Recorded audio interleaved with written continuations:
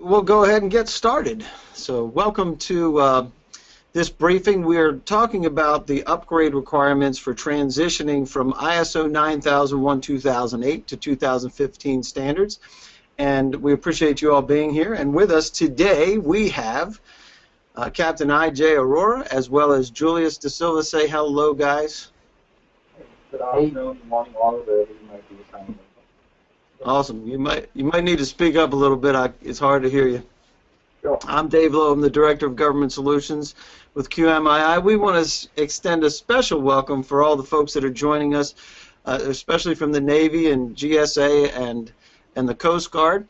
We have folks from a lot of different agencies. If we missed your agency, we apologize. We didn't mean to leave you out. There's a lot of folks that are registering late, so we appreciate you being here, but these are the ones that we know of for sure that are all here, so we appreciate you guys joining us. And with that, this event is not affiliated with or endorsed by any agency and is provided to the audience for informational purposes only. All participation in this briefing is voluntary, and any government engagement from government personnel is not an indication of or endorsement of a commitment to purchase from any vendor, including us, so we can dialogue, right? That's the whole idea, is to make sure we can do that. And a couple of things about the briefing controls. If you take a look in the corner, you can open up the panel and you can see your audio settings and all of those things. You can also ask us questions, and you could do that by popping those questions, writing them down in there, and then sending those questions directly to us. You can also raise your hand so we can include you in dialogue in the conversation. And if you called in on the phone, make sure that you entered your audio pin so we can unmute you and we can have that dialogue as well. You can also submit your questions if you have something specific that you would like us to address. You can send them to govsupport@qmii.com, so we'll be able to answer those as well. So with that, one more thing, if you like the way that we look today, you can grab that bar. It might be above, it might be below, but you can grab that bar and you can make it bigger, or you can make us disappear altogether if you don't like the way that we're dressed. So we'll also be doing some polls, and this will be the first poll of why are you here today. So you can let us know while you're here that whether or not maybe you have a system that needs to be upgraded, and you're not really sure, or maybe you're interested in learning more about ISO 9001, the 2015 standards, or maybe you work with contracts and you want to know the best practices for implementing these changes, or maybe you're familiar with QMII and the expertise in our standards. So let us know what what you're looking to achieve today, and we'll do our best to be able to concentrate on those things with you. And we'll give you another 5, 4, 3, 2, 1, and we'll close that out, and we'll let you know. Let's take a look at what we have. So roughly 2/3 are interested in learning more about the ISO 2015 standards, and the others are from contracting. So we appreciate you being here and making sure that we're addressing the needs. If we're not addressing those needs, pop open that side panel and make sure that we know what it is that you'd like to concentrate on.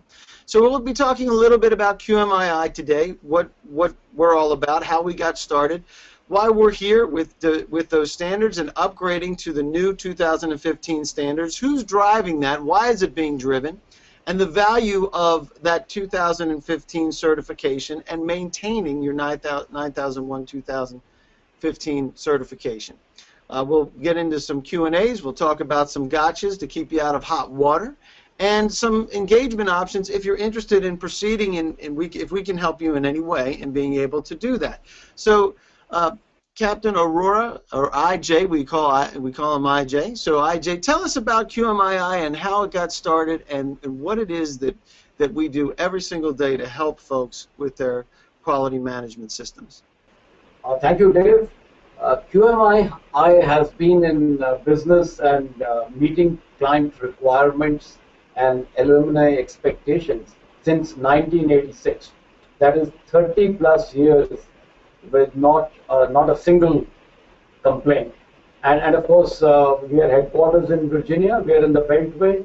We do every standard, and we conform to 9001, 14001. We are also working towards 28,000. We are experts in most of the ISO standards, and particularly which are relevant these days are 27001 for IT security, 9001, 14001, IAFT 1949. We are an 8A DBE company, minority owned. We are on the GSA PSS schedules, and of course our NIC codes. That's great. And we just did get our 8A certification last year, right? Yes, and I know that some companies have this little bit about these are recently 8A and they do not know what they are doing. But we have been in this business for 30 years. We should know what we are doing. And that's the most important thing. It's qualifications first, right? And so no matter what, it's qualifications first. And tying in with those qualifications, tell us some of the success stories with working with federal agencies, a lot with the U.S. Coast Guard, right? We have worked with the U.S. Coast Guard for over 10 years, meeting their expectations and requirements. The National Maritime Center showed a 56% improvement. I beg your pardon, 46% improvement. And there is a white paper available on it.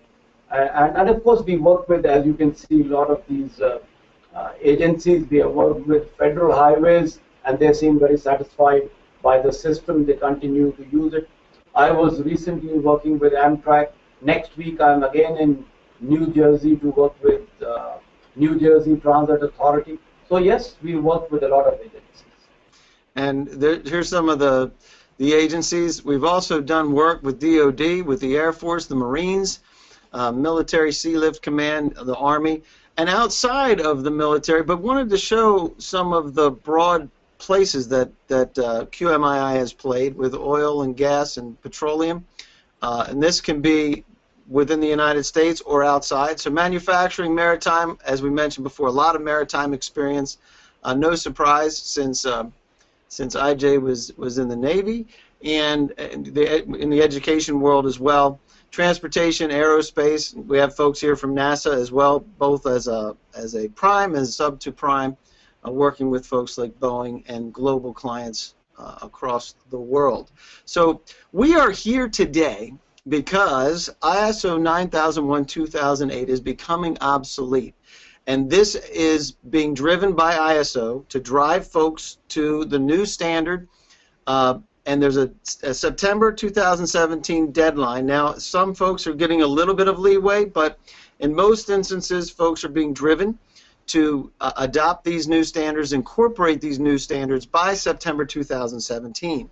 And this has put some pressure on agencies that need to get to that next level.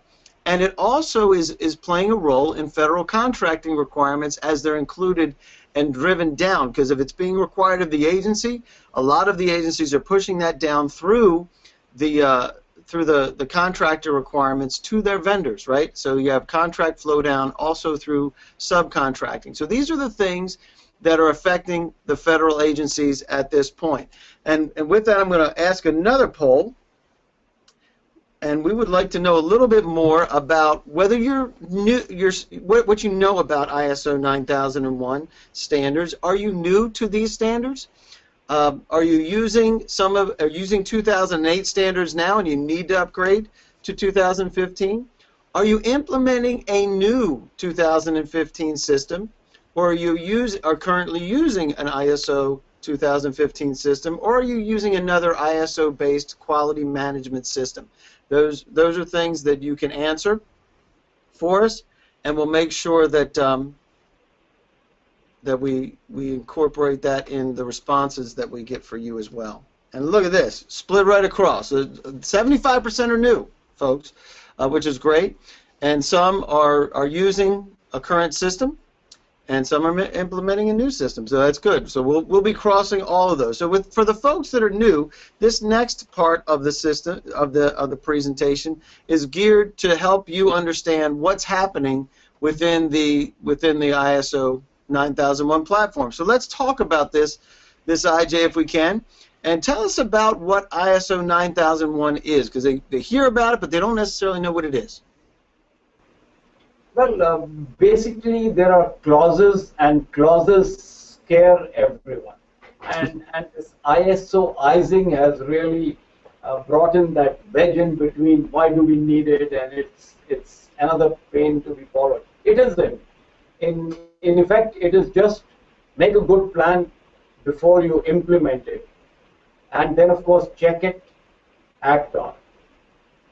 You can see the U.S. government itself does that. Like our president comes at the act stage and tells us the state of the union, which is exactly what he does. He makes a plan, he implements a plan, and the agencies do their audits and checks and give him the inputs. And he reports to us the state of the union is strong.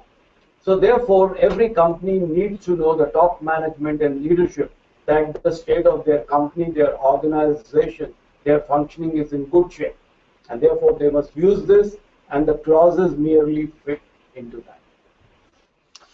And this is a risk-based model, right, Julius?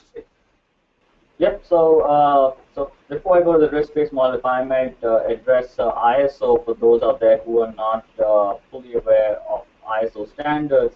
But ISO basically is for stands for the International Organization for Standardization, and they chose the acronym ISO over iOS because of the Greek ISO meaning equal.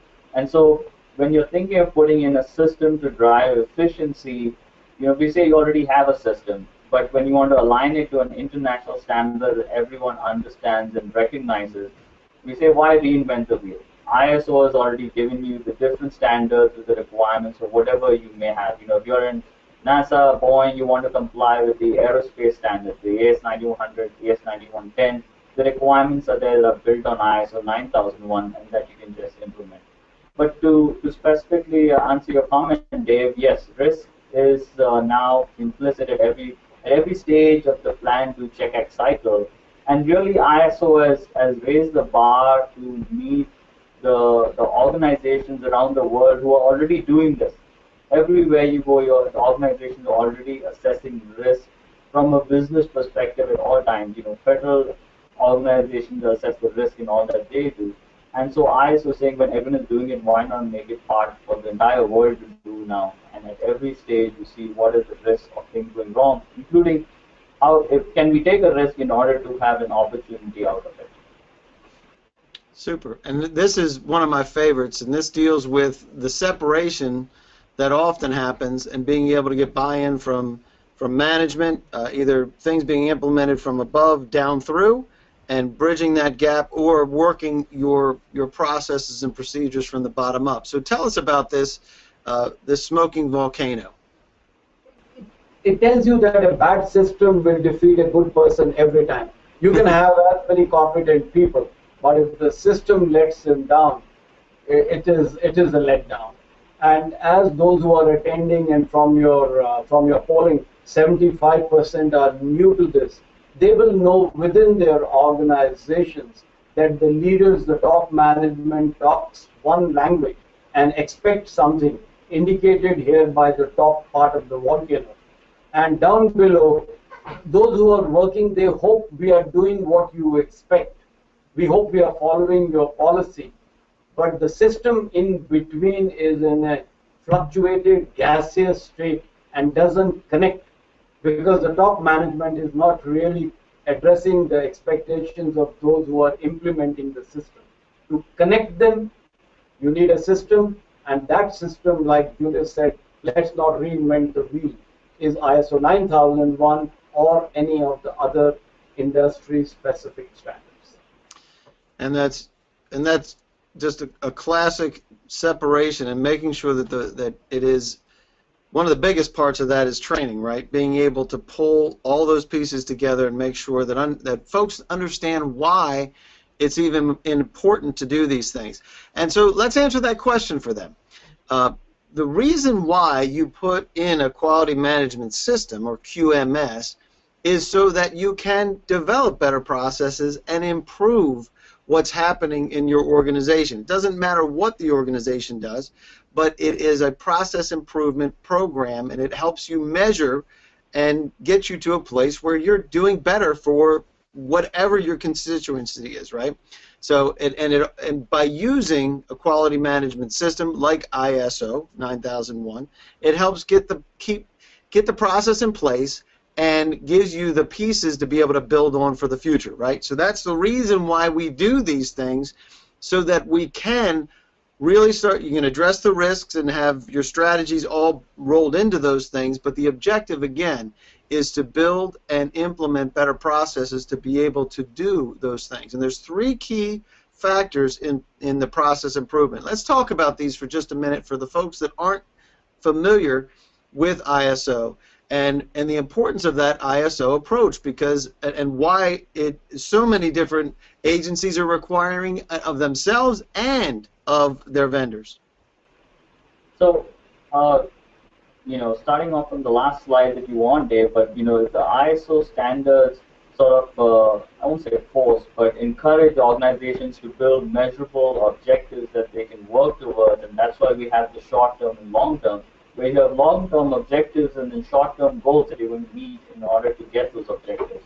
But the way you do that is by collecting data points of successes and failures and then building upon those data points. So that's the building blocks of the future, including organizational knowledge. You have people retiring out of the federal government, you have turnover, and there's always one Jim or Joe or John or Peter in the office that everyone goes to when they need information on something, and what happens when that person leaves and goes. A lot of knowledge goes with that person, and how the system encourages you to capture that. So that's building blocks for future environment, and it's also a morale booster because the system forces the organization to put the blame on the system and not the individual. A good system will have the leadership, the management asking how did the system fail the individual and not how this individual failed the system. And if we go down to the last two bullets where we talk about the first point of failure, really what we're saying is that the system cannot succeed without management, commitment, and buy-in. And that's a key change to the new 9001-2015 requirements, where they're asking leadership to take accountability for the effectiveness of the system. It cannot be put down to anyone else, such as a quality manager or a management rep. And with a system that's working well, a system where risk is managed effectively, in effect, you're going to enhance your stakeholder confidence and your employee confidence in the system so that they are each performing better as well. And the confidence of the employees will also increase. I love what you just said about, and every organization has those individuals that know certain things. And that is the importance of implementing an ISO approach, is so that you can draw the knowledge out, include it into a process, and sure, it may be one person for the moment, but it shouldn't be, that becomes the weakest link of a chain, right? If, getting hit by a bus or whatever you want to call it, retirement and those types of things, and they're not losing all of the valuable information and experience that quality employees have, right? So here's a sample process, and this is kind of hard to read here, but this is the kind of thing that you can see how it gets broken down into each individual process, and how that can be tasked to individuals, or at least where you are in the process, right?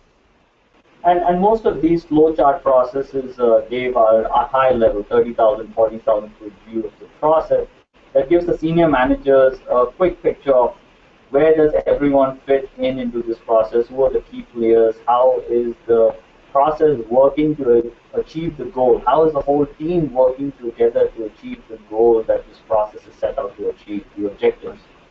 And once you go lower down, then you have SOPs, job aids, job guides, work instructions, whatever you call them. That may be Word documents or pictorial images, checklists, etc. as we go on.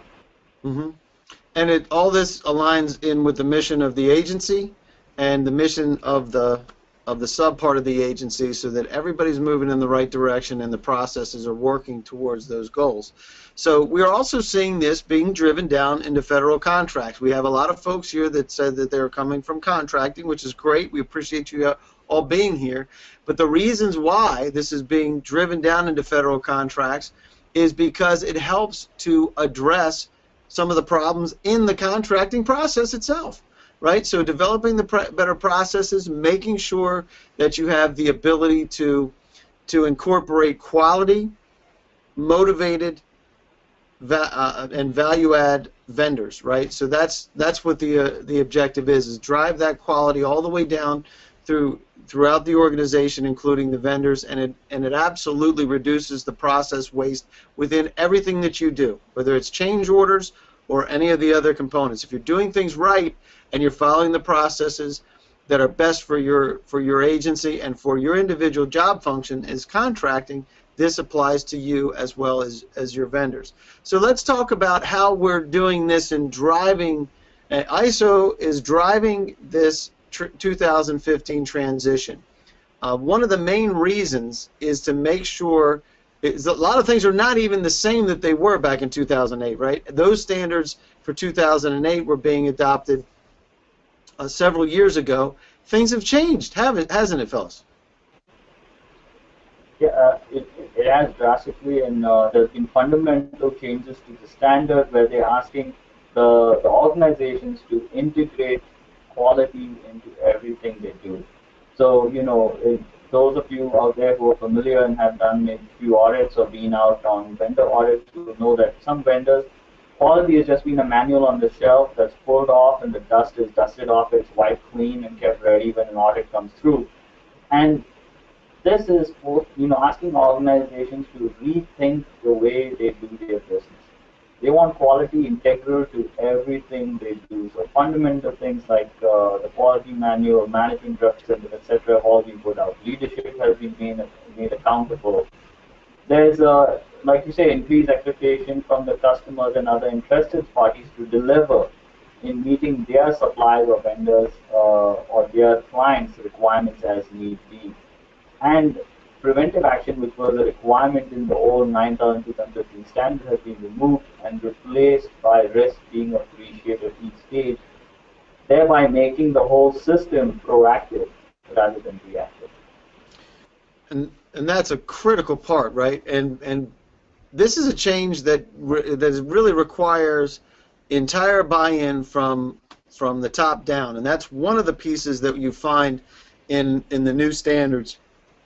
Is really the expectation that's being placed on management and senior management to implement these changes.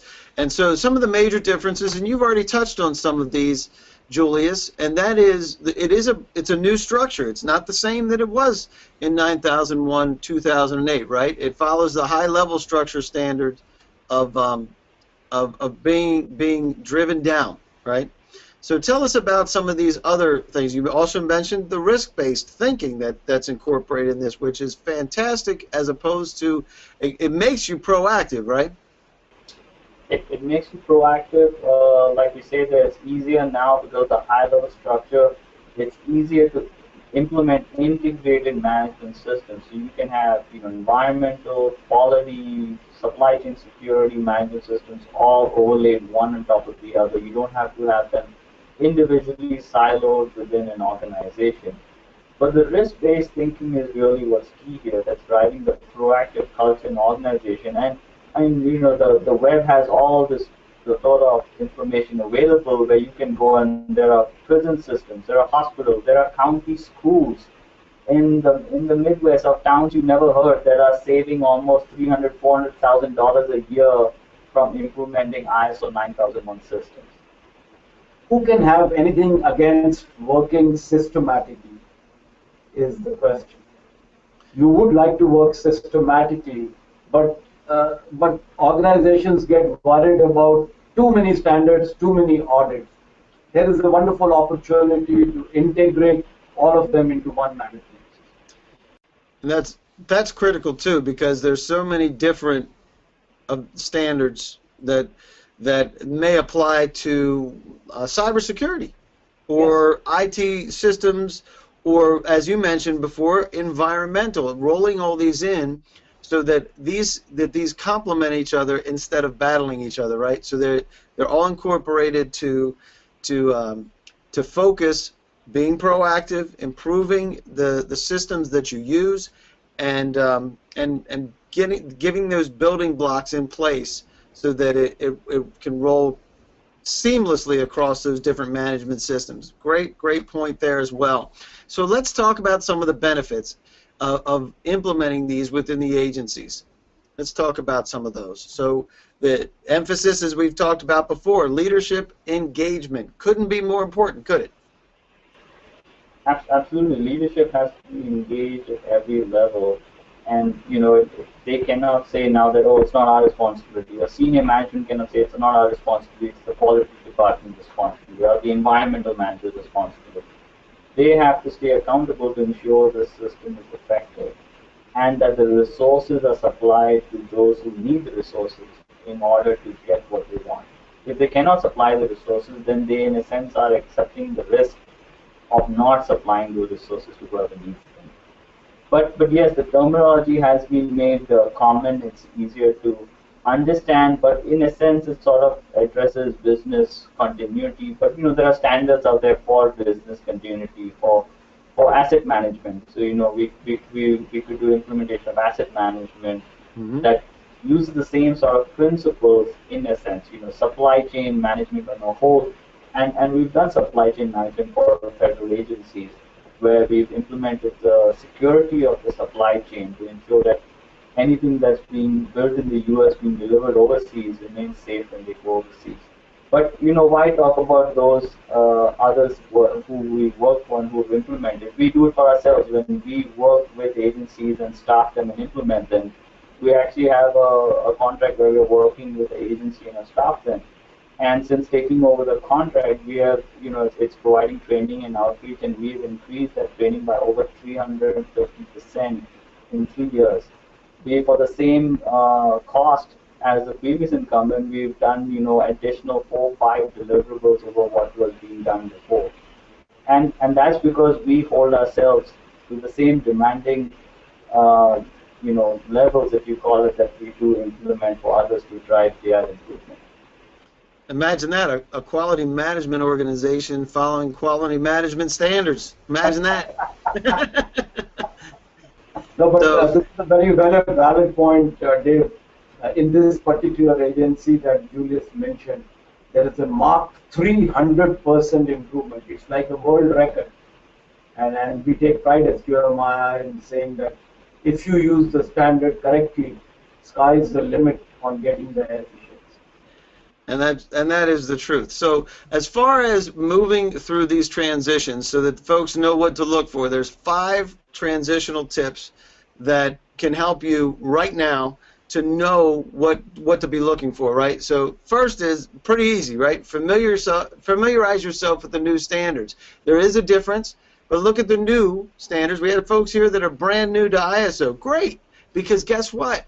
If you familiarize yourself with the new standards, you'll be gearing yourself up for being able to implement those new standards effectively. So the next is identify your organizational gaps. This is one of the key pieces that needs to happen in your organization to say, hey, where are the gaps?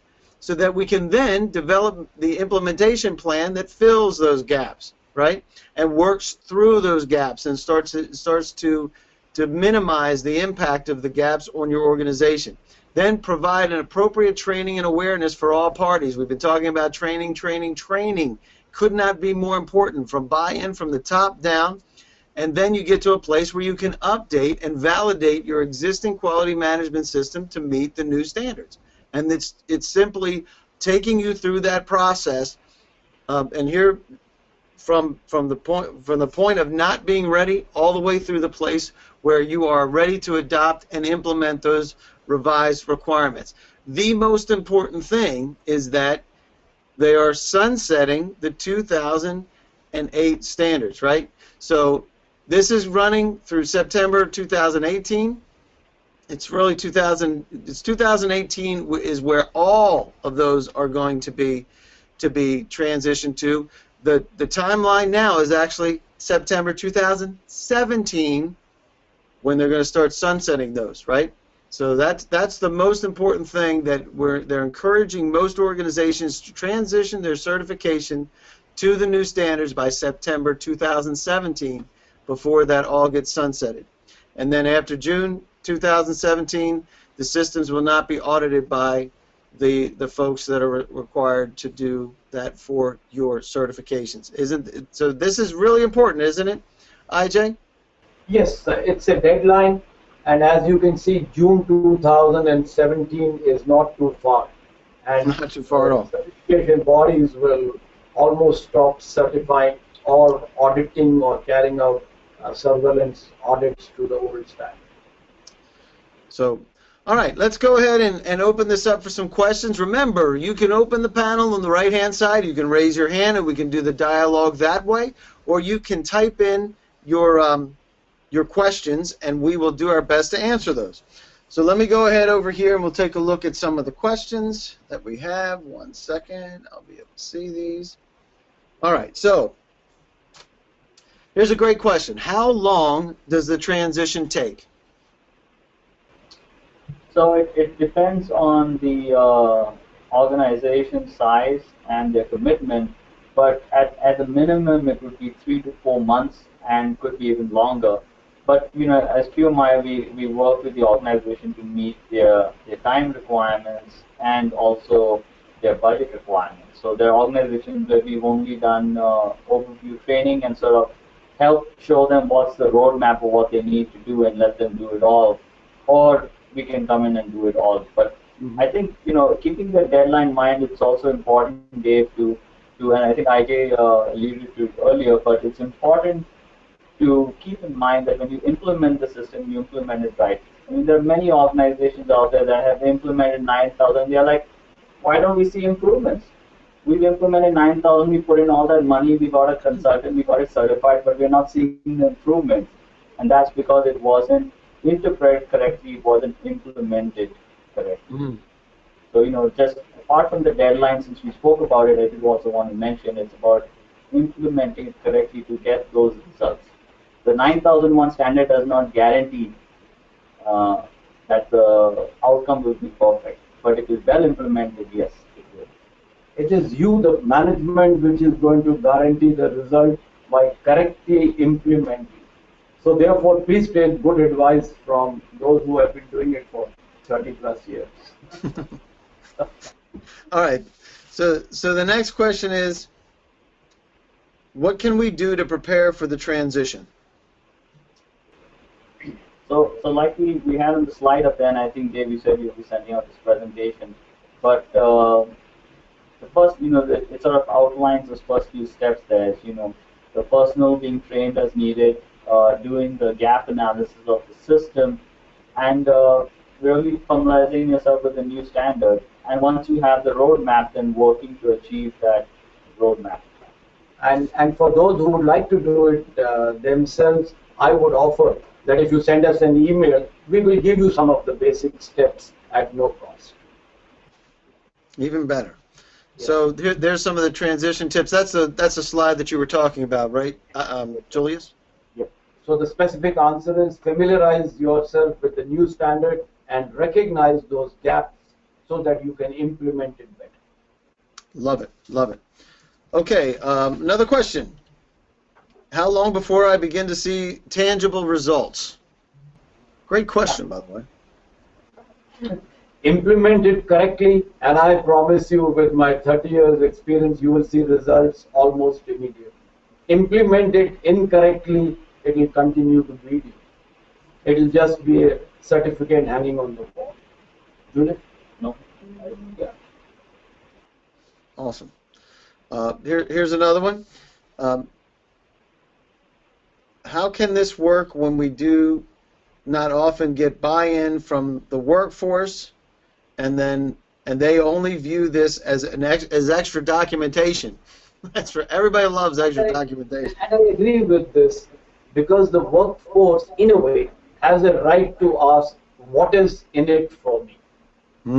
And what is in it for them is that the blame culture is ruled out.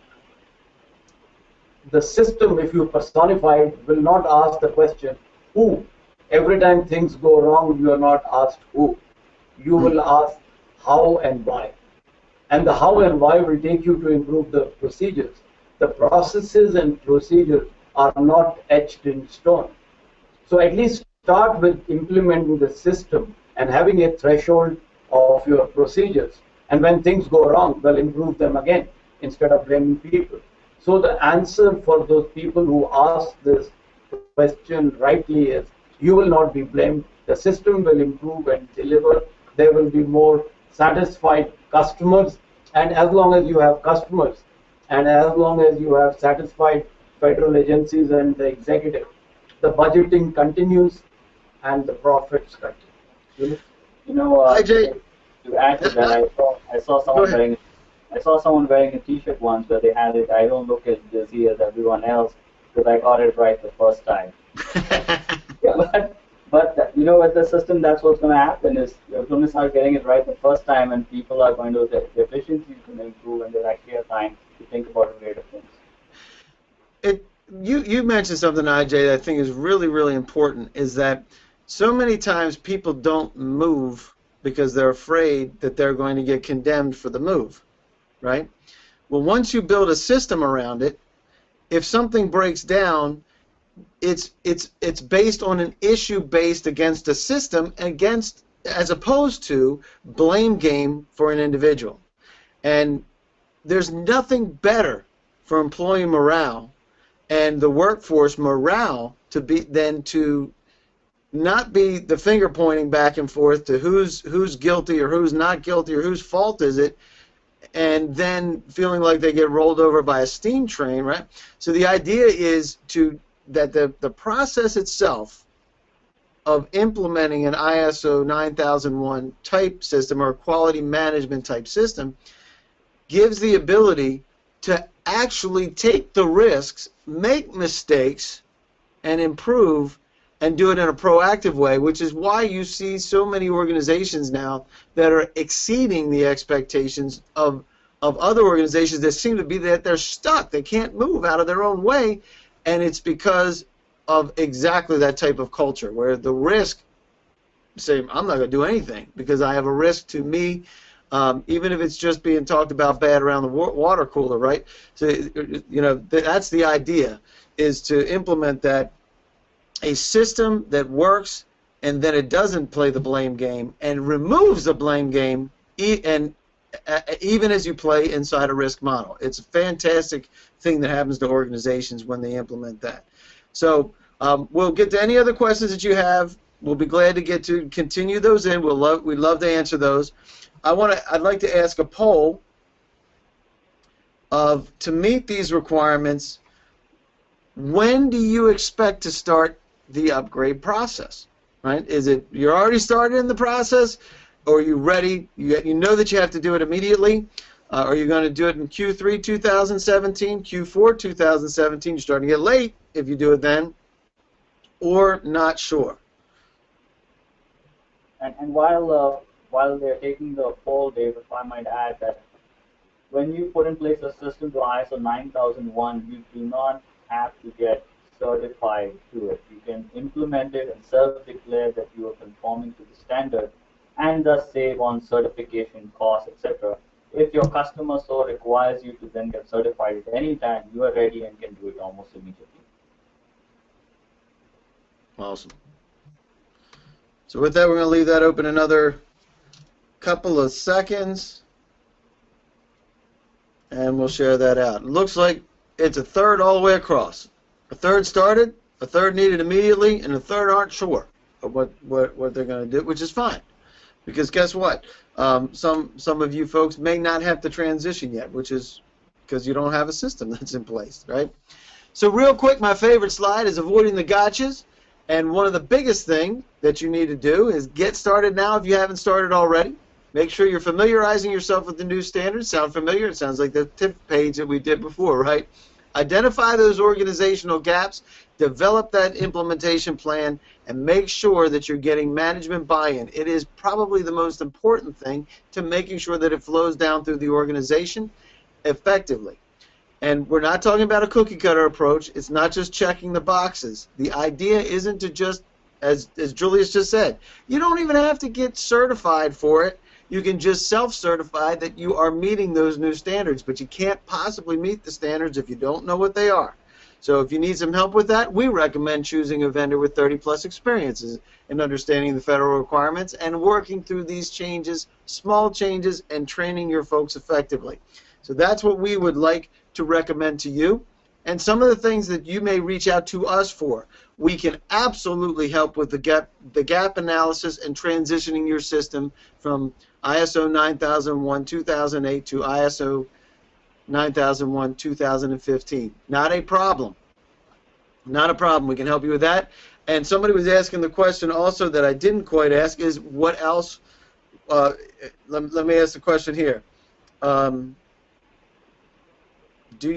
is it? Do you do anything other than ISO 9001? And here's some examples of some of the things that we do. Not all, but we can help you out with 14001, getting to 2015, as well as the other, the AS 9100 and 9110, and even some other standards that are outside of the ISO standards, because we're talking about general quality management consulting. We do a lot of work in maritime, as we mentioned earlier. Go ahead.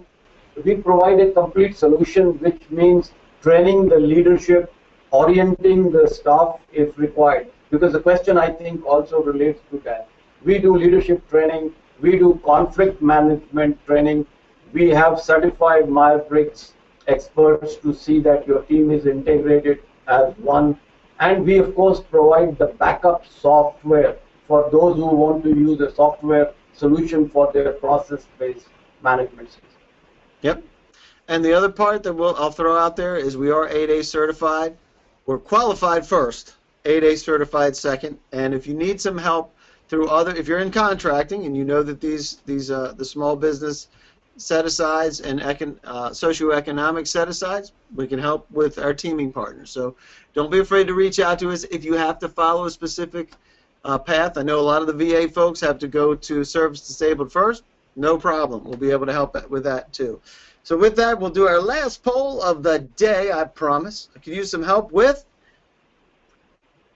upgrading from an ISO to 9001-2008 to 2015, implementing a new system for 2015, because that's all we're going to do.